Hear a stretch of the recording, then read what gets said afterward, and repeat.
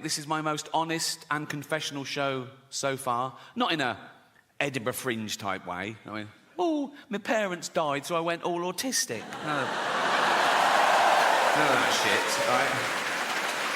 My parents did die, but I'm pretty sure I'm not autistic, because once someone gave me a Rubik's Cube and I put it straight in the fucking bin.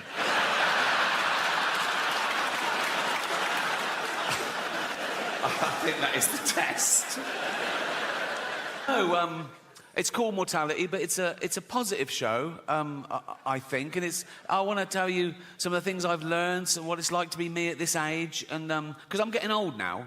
See that silence for the first year.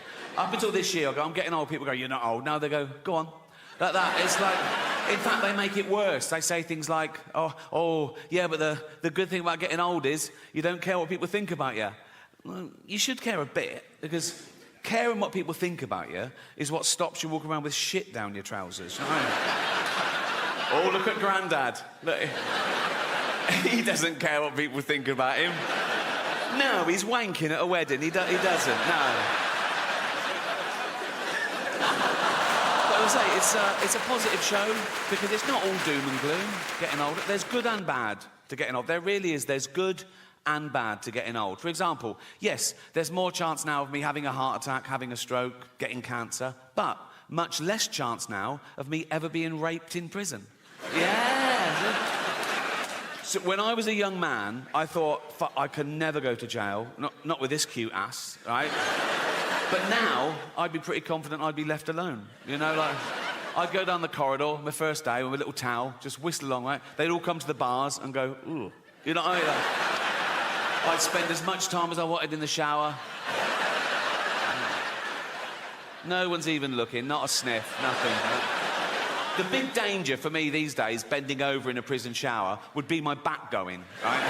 And just sort of crumpling to the floor and have to be helped to my bunk by two big gay rapists. And they just put me down naked and leave. And I go, lads, before you go, I've done my shouldering. Can you little tug, right? And they go, nah. I go, what do you mean, no? You're literally gay rapists. They go, we're not monsters.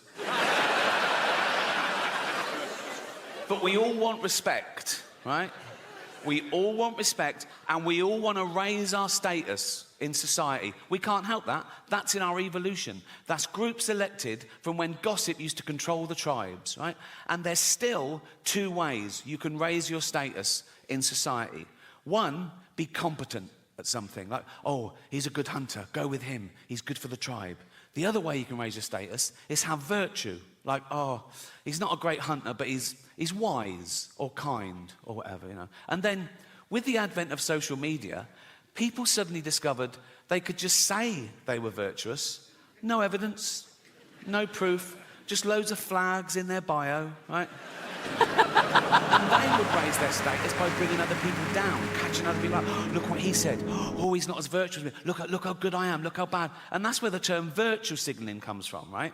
And I hate it when they bring their kids into it. You can believe what you want, have opinions what you want, vote how you want, but go on a march, great. But when I see a 5-year-old holding a placard, he doesn't know what that says. That's the adult, you know. Like I saw someone tweet this once. Someone tweeted, 4-year-old just looked up at me and said, Mummy, why does Rishi Sunak hate poor people?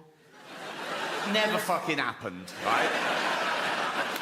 But the most annoying thing about virtue signalling is it's people being smug about having the morality of the age. You're what you're like because of where you are and when you are. Like, it's not brave of me to be an atheist in this country, in this year. It would have been brave 200 years ago, or mental, right? And it would be brave in some other countries, or mental, right? But people say things like, oh, I'm anti-racist. Yeah, well done. We all are. We know that's the way to be now, but it wouldn't have always been. Well, if you'd have been born in a different place or time, maybe you wouldn't. They go, no, I'd been anti-racist whenever I was born. Well, people say things like, they go, oh yeah, I'd have definitely hidden Anne Frank. Would you? Would you? Anne Frank comes to your door in the war, right? You open it, right? There's Nazis everywhere, right? She goes, can I hide in here? You go, what up? Just face-palmed Anne Frank, like that. Whoa, wait. What happens if they find you? They murder me and you. Go next door. They've got a lovely big attic. They've got a typewriter. You're going to... But I'm anti-racist. Of course I am. But I'm willing to admit that if I'd have been born 300 years ago and I was white and wealthy, I'd have probably have owned slaves. Because I'd been nice to them, so shut up, right? I'd be the best slave owner. I'd dress mine well. I'd dress my slave. Yeah, I would. I'd dress mine in little suits, right? I'd go throw those dungarees away, put a little suit on. All the other slaves look at it. I go, you fuck, and I go, right, let's go to the pub, boys. Right? And all the white people go, you can't take your slaves to the pub. I go, fuck you, fascist. They're my slaves. I'll do what the fuck I want with them. We go in the pub. The barman will go, you can't bring them in here. I go, fuck, we're going to the saloon bar as well. We got little suits on it. You look good in your suits, boys. Wear socks. We wear socks. I go, I'm buying the drinks, put your money away. You haven't got any money, but you know what I mean? And then we just having a laugh, teasing each other, just bants. Like, if one of them got a bit too familiar, I would have to punish him, just to keep the status quo. If he called me gammon or something, which is the only racial slur allowed now, isn't it? That's fine. You can call a white person a gammon. It's fine for some reason. You can even be ageist. You go, you fucking old gammon, and it's totally acceptable for some reason. But I'm going to reclaim the word. You know, like black people have reclaimed the N-word, I'm going to reclaim the word gammon. So I'm going to be in Carluccio's in Hampstead, right, with all my white friends, and we'd just be hanging going, how you doing, McGammon, right? And if our black friend, Rupert, I said it was Hampstead, if Rupert came in and went, McGammon, I go, you don't fucking use that word. My point is, morality evolves. It moves with the times, like everything else. Just think of that. In a few generations, we've gone from owning slaves, being legal and respectable in the eyes of God, to a racist being the lowest of the low, isn't he? A racist is the worst person in society these days. Actually, a paedophile is the worst. Goes paedophile, then racist.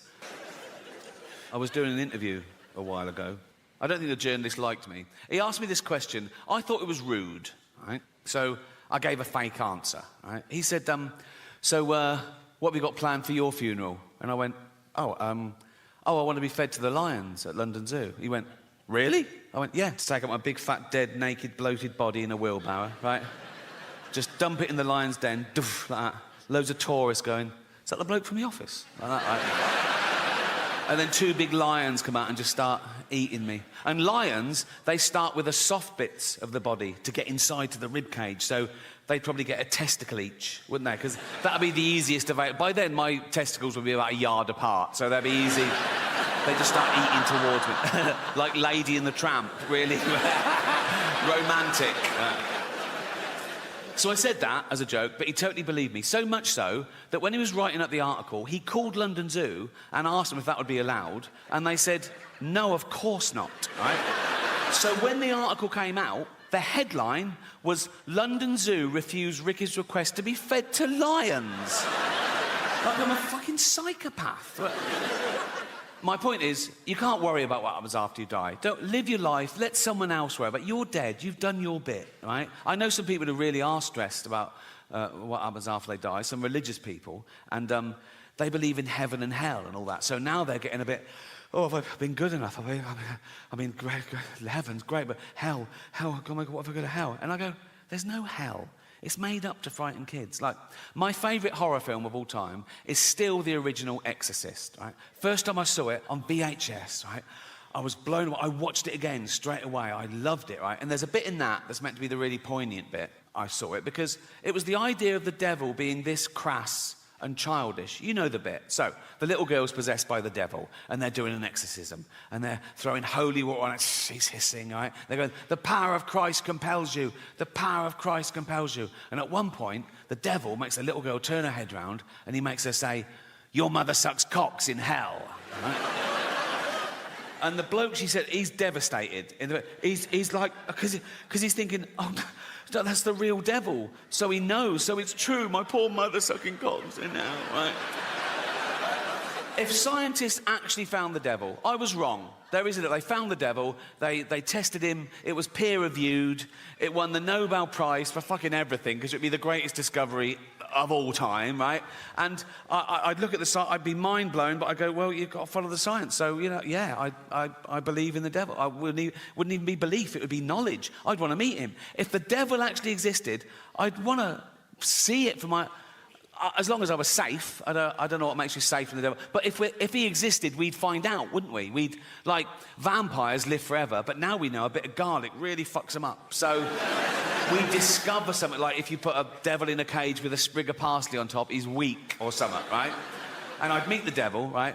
And I'd go for an order, and I go, he'd be there. I go, are you the devil? He'd go, yeah, right? And then he tried to hurt my feelings. And that was his best shot. And he went, Rick, I go, what? He goes, your mother sucks cocks in hell. I go, I don't care. I don't. 1, she's dead. 2, she was heterosexual. 3, she never had her teeth in towards the end. So, no. But it's hell. Think of all the terrible things that could be happening to her. Being raped by red-hot pokers, rats eating her eyes. My mum gets cock duty. Go on, girl. That has got to be one of the better jobs in hell. Isn't it? It's like, terrible job on earth. I've never sucked a cock in my life. I never will. But if I died and I'm in hell, right? Tortured from eternity, I'd see the first cock, I go, I'm on this. Not a problem. Not a problem. I'd be looking round seeing people skinned alive. I'd chow down. I'd be looking over at the big man going, I'm doing a great job here. Leave me on this. And then...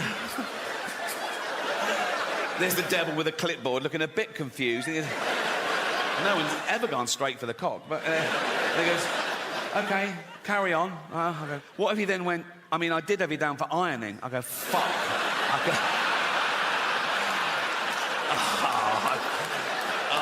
I could have been ironing.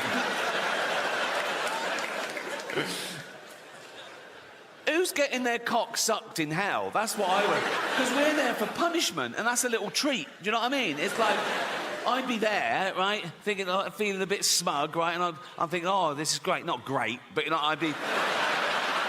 But the devil's a trickster, isn't he? One day I'd go, I wonder whose cock this is. And I look up, oh, it's fucking Hitler. I'm fucking sucking Hitler's cock. How is this all right to do this in public? Because...